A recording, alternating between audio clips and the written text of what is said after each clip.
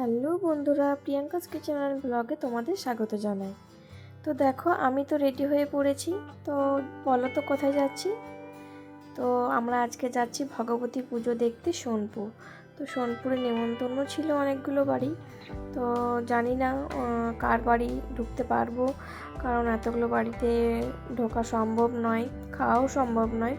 তো প্রথমেই দেখো, আমরা এখানে গাড়ি পার্কিং করে নিয়েছি, সোনপুর পৌঁছে গেছি। প্রথমে যাব মায়ের মন্দির, মাকে দর্শন করতে, প্রণাম করতে। তারপর তোমাদেরকে বাকি ব্লগটাই দেখাবো।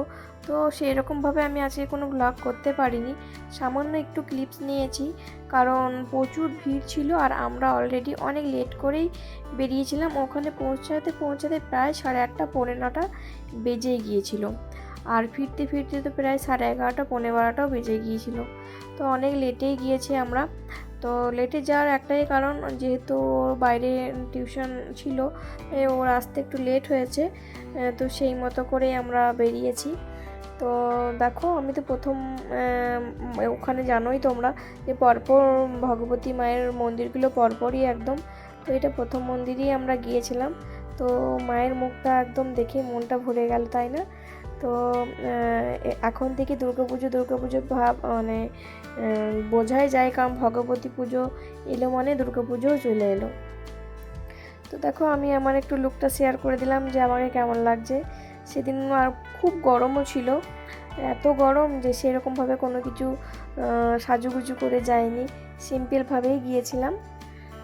তো এবার চলে যাব পরের মন্দিরটাতে, মানে তার পাশেই একটা মন্দির আছে, সেই মন্দিরে। তো সব মন্দিরগুলো আমরা ঘুরলাম।